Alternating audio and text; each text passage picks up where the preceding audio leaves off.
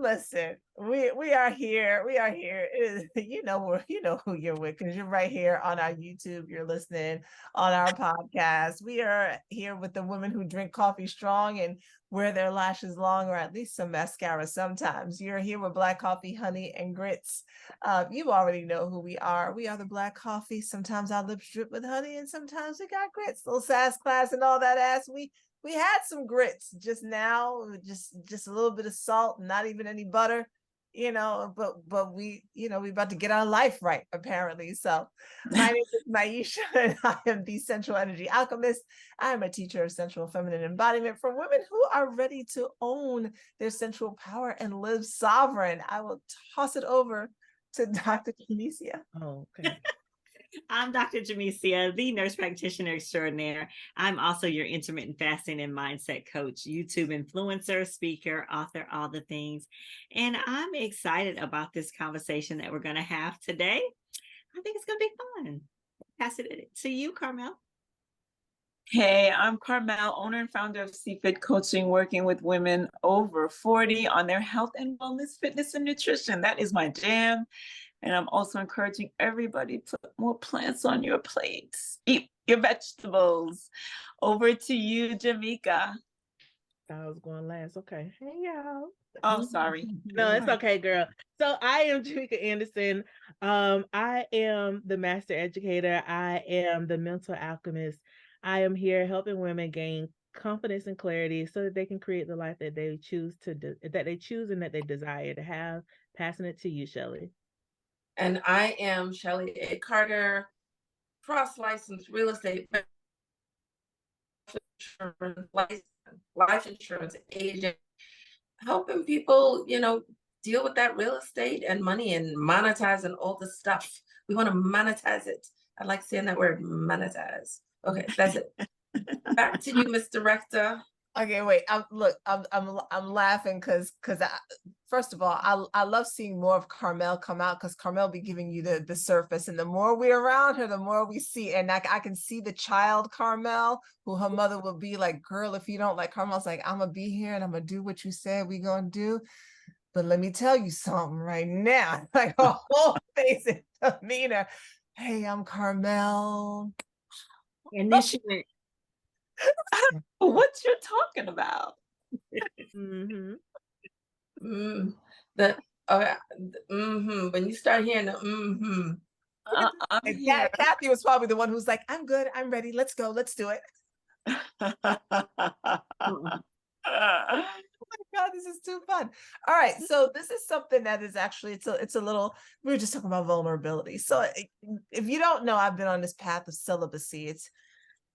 This is the longest I've been celibate in my life, and not just like no sex, but I feel like that video of the woman up in the church. I haven't had no sex, and I'm like, I don't know why that's a flex, y'all. But anyway, I have not had any, but I've also not been like gripping from men either, which is what I would normally do. There'd be like somebody I still be like going with, and there's been nobody.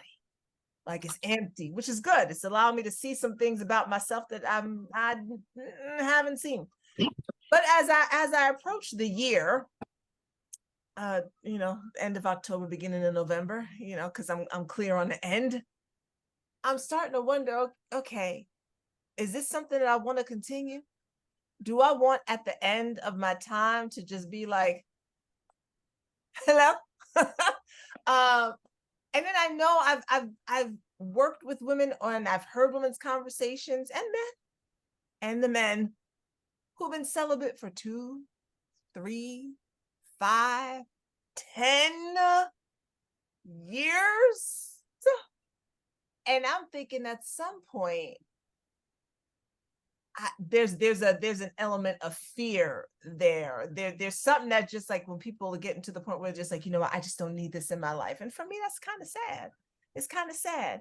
So I'm wondering, though, realistically, to me and in my community and the sacred sexuality community, there's something about having sex that helps to circulate energy. And when you choose to abstain for a certain amount of time, it's really stagnant in the body. There's a thing about the battery and the connection that needs to happen. But so I'm wondering though, how long is too long to be celibate. Like, we can't judge for anybody else, right? But in your opinion, in your worldview, how long is too long to be abstaining? And what do you think, honestly, about folks who are celibate for 3 years or more, but say they're interested in a relationship? Like, what's really happening? I don't know. I believe everybody should sell a little bit over here and sell a little bit over there, and Listen, collect a couple dollars while they at it. Uh, but look, go ahead, Carmel. Look, I'm gonna let you ride out on it. No, very quickly, I just when you say celibate, is this intentional? Is this what they set out to do? Or you just talking about somebody who just has not been in a relationship or is in a relationship that they just don't like their partner and they're just not gonna single. Let's go with single. That's the easiest way, because people who aren't having sex in a relationship, that's too many issues happening right there that we can't even begin to tackle in the time that we have. But it's a person who's single. Like, for I'm single right now. And I said, let me take some time to gather myself together, right? I've never been without any man in my sphere or doing anything with a man, for a man, considering a man, since I was somewhere around 9 years old.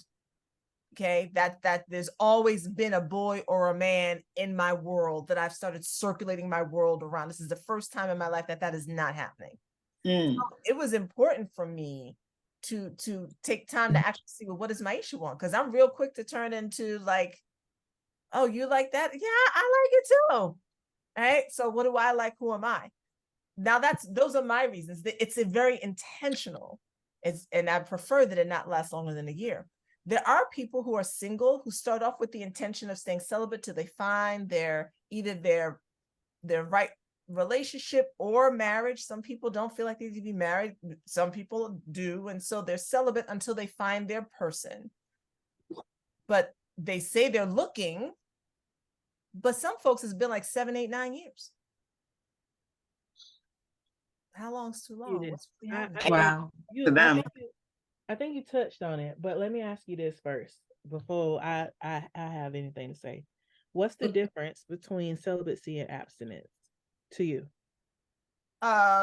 Celibacy is not having sex with another person. Abstinent is not even masturbation. You're not touching yourself. You're abstaining completely from all sexual activity. I look at them the opposite. Yeah, and that's why, people use the words differently, right? That's what it means to me. But I'm not talking about abstaining from masturbation. We are not, no. But okay, so that's why I was asking, because even within abstinence, like, I looked at it differently, because this was one of the things that I researched years before when I was going through my little process of figuring out what I want to do. And so for me, abstinence was just what you're saying, like abstaining from sex for however long you choose, or until you meet the next person or whatever else, right? And then celibacy is a vow that you're actually taking until, and it, of course, it's still to be abstinence of sex, but it's usually until you get married or until you forever. You get what I'm saying? Like, there's this actual, I guess, almost like I don't want to say, it's more of a spiritual thing that gets tied into it as well. Does that make sense? It does. For the purpose of this conversation, choose whichever word's gonna work for you. Well, I'm just saying, because I think, though, that is what will make the difference, because if you're practicing celibacy, then there is no guideline as far as time. It would be based off of the vow that you're actually making. So I'm practicing celibacy until I know who I am, or I'm practicing celibacy until I get married. Like, that's what I'm saying. You get what I'm saying? Whereas with abstinence, I'm just gonna abstain from having sex for a year. And I never really put self-pleasure in the same sense with abstinence or celibacy, because for me, self-pleasure, that's your own personal experience with you, versus abstinence and celibacy, which is, I think, is you with other people, and whether that be penetration, whether that be I don't want to say masturbation, because I really do hate that word, and I think people There's a difference between masturbation and personal pleasure. But you know, that difference between, even like some people, they're like, well, I won't have intercourse where you're penetrating me, but I will do fellatio, or, you know, these other things, hand jobs, you know, rim jobs, I don't know. So all of these things go into play with it. But again, if we're just talking about celibacy with a vow to it, then that is until that vow is met, in my mind. So whether that be marriage, or that be you know, a self-commitment, 9 years, whatever, I think that you have to have that idea before you take that pledge, if that makes sense. Yeah. So most people probably taking the pledge. I mean, they just aren't. But so let me rephrase it. How long is too long to go without sexual intercourse or activity with another human being? We are not counting masturbation in your mind. No sexual activity with another human being. How long do you think it is before it's an unhealthy thing, or can it not be an unhealthy thing? Is if a woman is in her 40s and she says, well, I haven't had sex of any kind with any man for 15 years, not because I took a vow necessarily, but you know, I'm waiting to find my person. Does the question become, what's happening with you finding your person? Have you reached a point of fear? Are you just really content with no sex for the past 15 years except for your hands and toys? Yeah, it's, you start to question the person, like what's going on with you. And again, they might feel content, like, you know what, I'm just not interested. Or I know somebody like that, and she's actually like, she would like a man in her life, she just hasn't had one. And so there's been no intercourse with another person. And it's not even to the point where she's even seeking it, or maybe she might want it, but she does not voice that. So is there something wrong with it? I don't know. It depends on the individual. That would not be a part of my world. I, in no way, shape, or form. And not, maybe, I'm trying to think how long for me would I be able to, I think a year. I think I've done a year and a half. I can't really remember.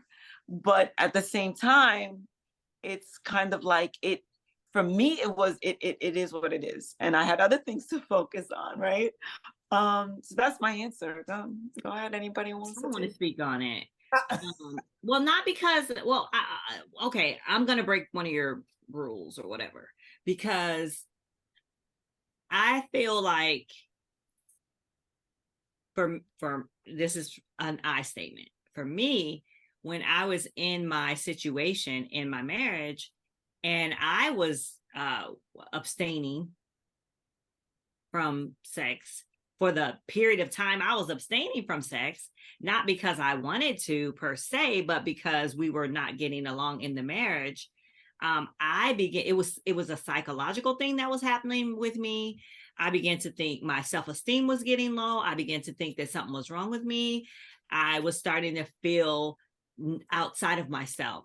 And I think that even if I wasn't in a relationship, those things would start to wear on me. I would start to feel undesirable. I would start to feel some loneliness, emotional emptiness. You know, there would be some things that I would start to feel. So how long? I don't know. I think it's different for everyone. But for me, it took me probably 3 months before I start feeling, okay, something's up.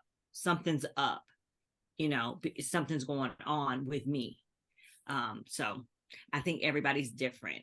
And I do think there is a point. First of all, I think we all should well, love. You want us all to be, you know. No, it's just, I don't know. I think there's something about two people coming together in that way. But I just think that everybody is different, but a year, 2 years, 3 years, maybe for some people. And I think it's going to be different for everybody. But I mean, I think that once you get to that point, once it's your point, then things start to break down, within you. And I also think the less you have, the less you desire it after a certain period of time. And there's research that shows that having sex actually lengthens our lifespan. So there's a lot to be said for that as well. You gotta let them hit that back wall and tear it down just a little bit. Cause I don't understand. I mean I understand, but if I'm in a whole relationship, it ain't no I could be mad at you. What we doing? Can I get it today? You need it today? Like Who watched the Golden Girls? Oh, me? So okay, oh Lord, oh my God, her name just left. I don't know who her character was. The woman, she just died, everybody's favorite goofy character. Betty? Right? Betty. She was So Rose. Betty. Rose. So all right, so Rose was talking about her missing her husband. They started having a conversation about sex. And Rose said, we had sex every day. And they were like, not every day, and all the reactions. It was but what about the days where we had sex? Like, it just was what we did. It was our agreement. We had sex every day. And I'm like, hey, it just is what it is. I'm listening to y'all talk. I guess if I was single, I don't remember none of these words. I never intentionally said I'm gonna abstain. Okay, I'm lying. I did when I met husband number one, and I was trying to be Jamaica's version of saved and sanctified. And I said, okay, so yep, I'm lying. I remember saying, okay, I like you. We're gonna date, and we're gonna see if we're serious. Then if we're serious turned into we want to get married, well, we can't do none of that stuff because God's people see it. And I think that was the last and only intentional time. Yeah, I'm still lying, but that's the main one. There was one other okay, I get like we're recording all this. There was 2 moments. One, I was trying to be nice girl, and I'm like, okay, we're gonna take our time, and dated for 10 months. Finally got there. People are in the background, and it's like, God, I can't get these moments back in my life. Like I just set 10 months of my life on fire. And then the rest was with the spouse. And I was like, okay, well, this is what you're supposed to do. And you're supposed to wait. And it's supposed to be holy. And yeah, man, I would never do that again. And that was it. I'm like, I ain't never, ever, ever, never, ever gonna do that again. But I'm a relationship girl. I've been in relationships. So I just don't really know any other piece of the universe. So I hear everyone talk about these things. And I'm not going to say that, I'm here being, perfect. And I'm being really careful with what I say because I'm trying not to say stuff. But I will tell you, I cannot imagine a world where you're in a relationship. It's like, it's just normal. Unless you truly hate your partner, sir, silencio, por favor. Unless you truly hate your partner, like, how do you, like, don't you get an itch? Don't you need somebody to scratch an itch? You got to build it. I have a contract on a back scratcher. Scratch. I have a friend who's been in a situation for 14 years, and 13 of those years, there has not been no scratching, no itches. Ugh, that made me itch. That makes I'm me not here itch. for it. I've practiced it. I've abstained, and I've done all these great things that they say is supposed to be great. I'm not that girl. Like if I could get it today, I probably would, but I ain't got it. I would just look. I had to Google it because I was like, whatever type of relationship, type situation. Like I was like, I just want Let's get just bring it to me when I want it. Like give it to me when I want it and how I need it. Like On demand. right. And that's actually a word somebody done put out here. So I'm glad I Googled it. But it was like no feelings, no friendships, just sex. But I'm not saying that. I need you to be my friend at least. You know, the communication that does take it up a notch. But baby, I'm not here for all of this not doing the do like that too often, because what I found out for myself is it shuts down a whole lot of stuff. And when you trying to get restarted back up, your hips and stuff be stuck and you ain't hot, you can't pop, drop it, lock it up like you want to, flip it, turn it around. You can't do none of the tricks or the trades that you used to be able to do. And I was sitting up there like, dang, I feel like I'm broke up. You know, like, hey, my legs don't spread that wide. Like, I don't know what's going on. And then when I was trying to go through all this stuff, not doing it, not that, I had moments where it was not necessarily on purpose, but I'm like, I need somebody to help stretch me out or something. Like, then all the feels, like, y'all know I sent y'all that little meme. You done not had it for so long, you done hit up against the door and slap you on the booty, and it feel like a whole sensation. Like, like me and the dough got a whole relationship now. We go together. Like, I don't know, y'all.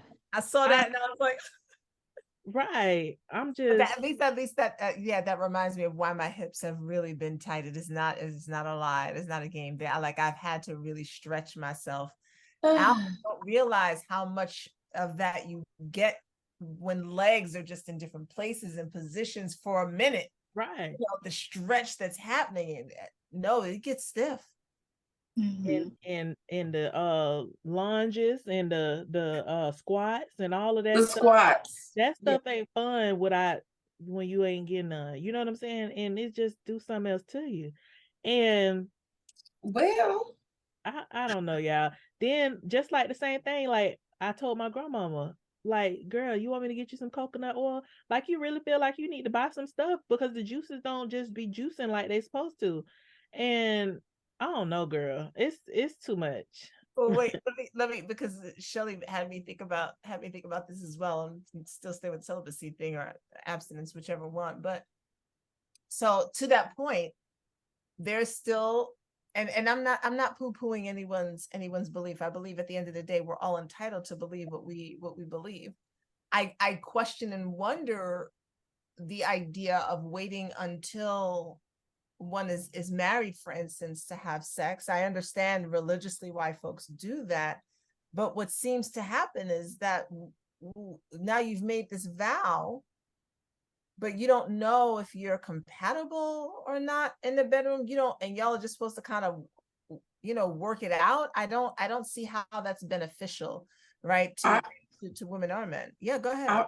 First of all, I won't jump back in because I had small ears near me, so I had to pause.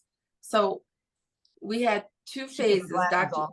Jamesia, you'll appreciate this. Phase one was get to know each other, know what we like, and produce them papers. So let's make sure that, because it's like, okay, listen, this is personal. We got to make sure we're in a thing. I don't even see a reason to go through getting paperwork if we're not going to be in a thing. So yeah, I checked the compatibility. It's a contract. It's supposed to be a long-term contract. I need to check out the merchandise. But we don't just show up on our wedding day with wedding dresses. We go say yes to the dress. You have to say yes. Otherwise, you're stuck drinking the same old glass of milk every day. You ain't got no strawberry, no chocolate. You can't heat it up. It's just cold and white. I'm lactose intolerant. Well, listen, and I know people use this analogy all the time, and so here's why to me it's very appropriate. When you're buying a car, you test drive the car. You need to see if the car is comfortable for you. You need to see if you can handle it, it can handle you. You want to see if it drives properly. So I bought a car one time. I did not test drive the car. It was winter time. I just wanted a car. It had snowed. They had a minivan. The price was right. And so I said, yes, I will take this car. It drove okay until all of a sudden there was a problem with the windshield, and then there was a problem with the brakes, and there was a problem with one of the seats. I didn't test drive the car to see test drive the car. Right. If the car and I would, and so the car ended up costing me more in the long run than if I had to tell them, take the snow out, just shovel it away, let me test drive it, and said, nope, this is not the car for me. So that, I feel, and this is part of the celibacy thing, because there are women who are saying, I'm gonna, It's a great a story. guy. It is an Yeah, excellent analogy. I'm seeing a man, but I'm abstaining or whatever until marriage, or I'll date this one. And I'm not saying you have to be out here, doing whatever to whomever. But if you're in a committed relationship with someone, but you're saying, no, I still need to wait, I'm kind of like, so what happens if you say I do and you sign this contract, and then y'all ain't seen no parts of nobody's body, y'all ain't fiddled around with no parts of nobody's body, y'all ain't, You don't know what works, what doesn't work, how Yeah, long it works for. What Because if your windshield wipers don't work for the whole ride, you get you 3 of them. I don't know, like, but I think there's a couple of different things that is there for me. One is because I feel like for women, it's always this it's always this conversation primarily for women. I'm not saying that it doesn't happen with men, because some of it does, but more than likely is women only. And with men, it is about them exploring their sexual paralysis. You know what I'm saying? And then women, you wait until you are emotionally entangled in this situation with this person, and then later on you start to be stuck and miserable, which I can also see the other side of it too, where you get digmatized and you're just in love with the penis so much, and it's just like, I don't care what he's talking about or what he doing. No, either it's community property or that's mine. Like, he mine for real. And I'm okay with that too. Like, whatever floats your boat. Like, I had somebody who was community property, but he was mine, and it was like it was on call. You call me when you're ready, I'm gonna call you when I'm ready, and we living our best life. And that was my best life for real for a whole long ass time. And um then when it wasn't, I was back in these shackles of abstinence, and it just, like I said, you start to shut down. The systems don't flow and glow like they supposed to. People sitting up there looking at you, talking about you look like you're tired. But as soon as you get some, they be like, oh my gosh, your skin is glowing. Thank you, baby. I know. I done sweated it out. Look, got all systems a go. I don't know. Look, I I make more money when I'm having sex. Yeah, it's an energy thing though. It is. I mean, A it literally reception is. thing. I make more Yeah. money. The money flows differently. So when I'm having regular sex. why do you, I mean, I've known you for the period of time I've known you, you're like, I'm not having sex no more. You go into these cycles of what? Oh, well, yes, since October, I haven't had any sex. Well, I know, but then but you're like, So I tried she it started, before. she stopped. Right, She right. stopped, and then she I started again. I didn't see, y'all know me too long. See, yeah.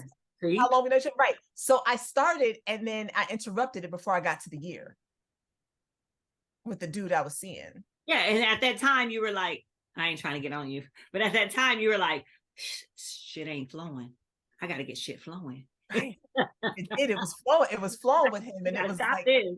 yes, and it was good, but it wasn't right. But trust and believe, once this year, and so this year was kind of what Jamaica was saying. I was like, no, I feel like I need to actually take a year, because I've never had a time when I haven't had a man somewhere. There's always been somebody or somebody's floating around, and so I've never had this period of time where it's really just me. So that's been good. And I just feel like the year, that's the number that came to me. That was just the number. That's what it is.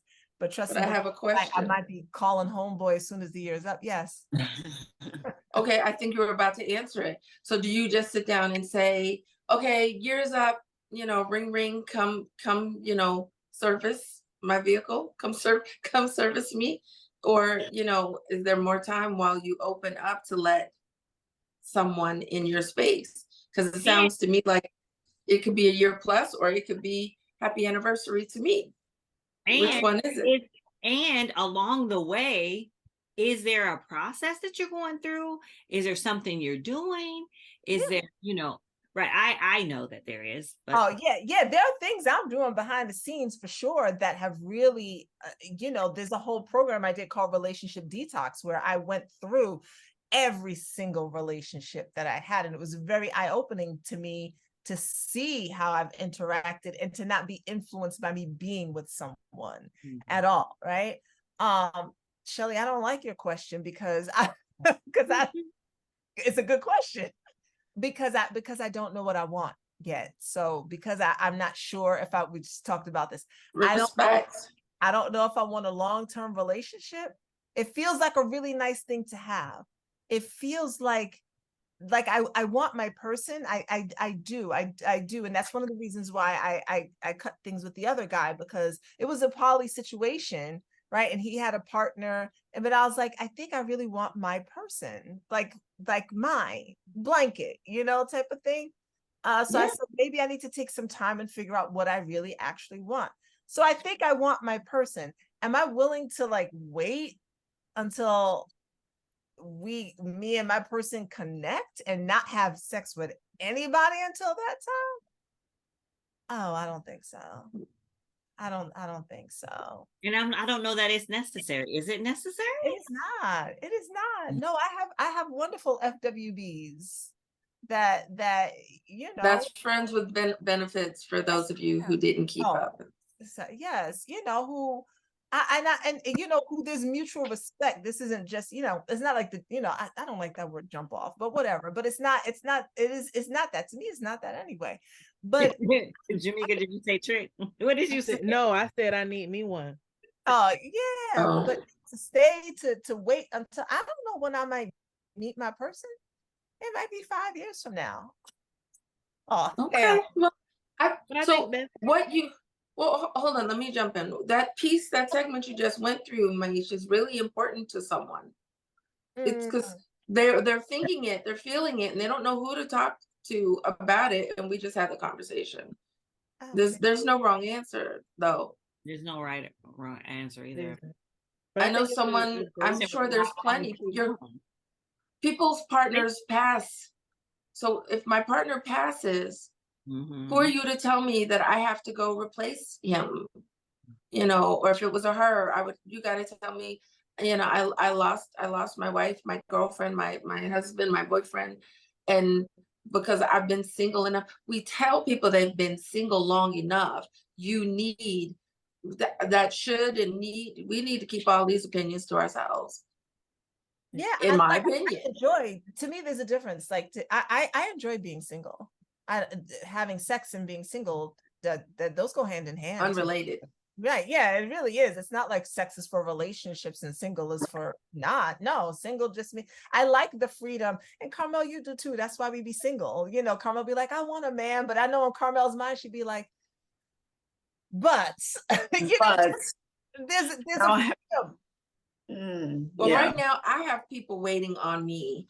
And if I was single, I wouldn't have anybody waiting on me. I'm just in cruise control. There's pros and there's cons. And they change for each of us. Yeah, and that's where the figuring out what you want is important, right? Because when we talk about creating our lives and all that, and it becomes what happens is, and this is why it's important to get clear, because if I say I want a relationship, but I really do enjoy the freedom of being single, I'm just gonna attract the wrong man. and that's what good for any of us. And I agree with you on that. And that's what I was gonna say too when Shelly was talking, is it's a great time for you to become more clear in what it is that you really want and what you desire. And to understand that a relationship, you build what that looks like for yourself. Because even with me wanting to be in a relationship, and you guys hear me say it all the time, I want 3 boyfriends. Like, I don't know how much clearer I need to be on the fact that I want 3. And people be looking like, oh, well, you really don't want to be in a relationship, or you really this or really that, or you don't know what you want. No, I'm very clear on what I want. I want 3 of them because I know me, and I know like I'm one of those people, and this is why I went through my time, right? And I've gone through it plenty of times to reset, to remember, to forget, the clear a path. I done been through it a couple times. Take 2-3 years. The last time was a year and 7 months. But I set out especially the last time, set out at least a year, because what was coming to me, I was accepting a lot of anything. And what I've learned is, when you're sitting up there accepting stuff that you don't want, you're going to get more of what you don't want. So it was for me to, one, clear a path, right?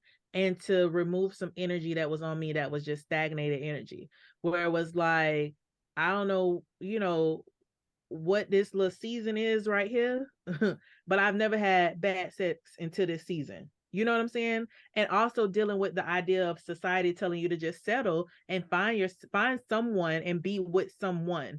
And realizing that as a woman, that you have room for a lot of things, especially when you're in a place of acceptance, right? And not only that is the way that I want space to be held for me, and the way I want to hold space for other individuals. And so, um, for me, I want my season with my 3 boyfriends. And after my season with my 3 boyfriends, then I can just settle for one, if that's something that comes up, however it comes about. But until that point, I'm in a place where I desire people to show me that they truly value me, and that they have to show that they're worthy of what I have to provide, because I know that I'm a giver. I know, like I told y'all before in one of our rooms, when I was like, it ain't tricking if you got it. You get what I'm saying? Like, I need somebody who's gonna trick off on me. Like, and I'm good with that. I want somebody to show me that they are all about me. You get what I'm saying? And not saying that they don't hold or have space for themselves, but you're able to understand what it is that I need and want when I'm expressing those things, be able to deliver those things, that to me, whether that be quality time, whether that be, you know what I'm saying, us going on a trip, whether that be us visiting family, whatever it is, because people always feel like it just has to be money.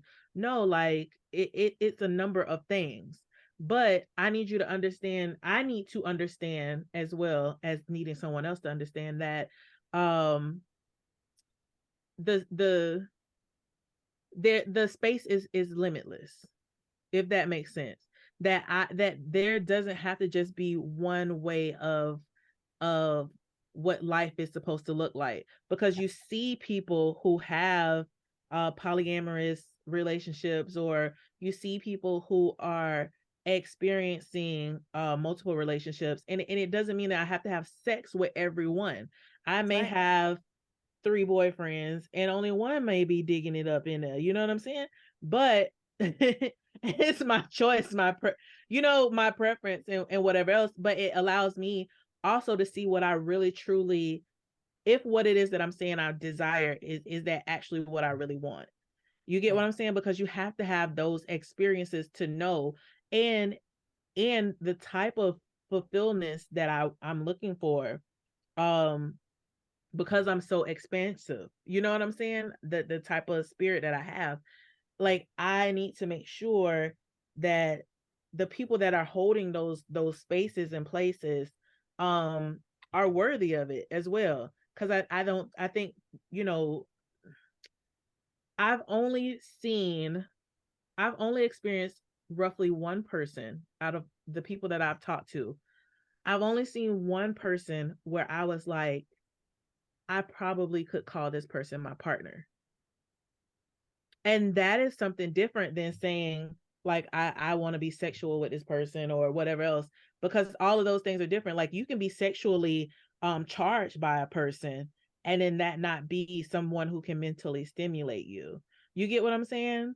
And so, like, when we're talking about abstinence too, or abstaining from certain things or relationships, that can be inclusive of that, abstaining from mental drainage of people, abstaining from, not only just that, the sexual piece, which I know that's what we're focusing on the most right now, but abstaining from people just being in your space, taking from you, because a woman's energy is can be my energy. I don't know about every woman.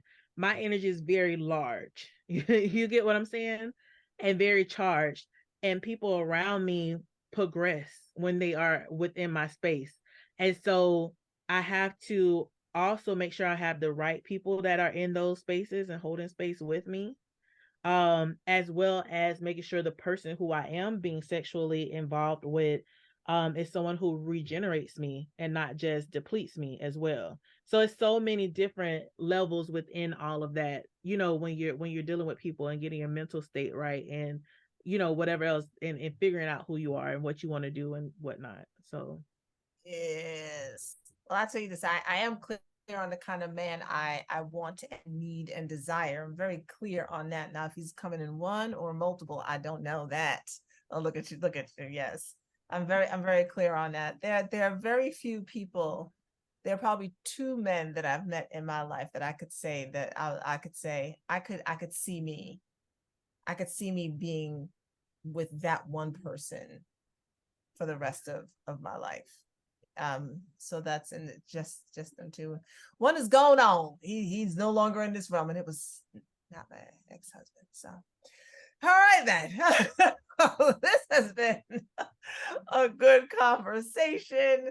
I'm so glad we had a chance to talk about something sexy for this episode. I see oh, Carmel's like, all right, now I come back. Guys, I'm pooping out. I'm just Yeah. truth be told, I'm like, but anyway. Yeah, I love it. See, this is a night like tonight. You need to call somebody over to really just lay out nicely. Just That sounds delicious. telling you, I'm trying to get the rest of these kids out of here because come on. Tell them I'm gonna move and leave them here. Anyway, Shelly, I know you're probably off doing the things that you got to do because you're No, I'm here. Just had a quick dip away. I got to close with you ladies. So I enjoyed the conversation, made me laugh. We got to do it again. Well, at least some of us are getting some peens. So for those of us who are not, please enjoy it, in full. For those of us who are still figuring out what's going on or waiting for some quality over quantity. I have learned that lesson. Quantity is easy. Quality. Listen, that's a whole nother story. It's got to be quality. All right. Oh, 100%. Huh? I said 100%. Yeah. We need the quality. I will hold out for quality. I will hold out for quality. All right, y'all. Thank you so much. Anyway, No? okay. Did you say no? I said, how will you even know? How will I know? You're just saying you. Anyway, okay. How will I know? Well, we can continue that in the WhatsApp. Okay. If he has the qualities, well, I'm attracted to the stuff happening. Oh, okay. I see. Okay. All right, y'all. And now we are headed off. We will see you in the next episode of Black Coffee Honey and Grits. Don't forget to subscribe, like, share the podcast, share the YouTube. We have so much more coming for you. We do our monthly meet and greets the third Saturday of every month. And we also have in-person events coming up. So be sure to go to our website, blackcoffeehoneyandgrits.com. It's going to be below the video so that you can find out where we're going to be and how you can meet with us in person. We'll see you next time, everybody. Bye. Bye.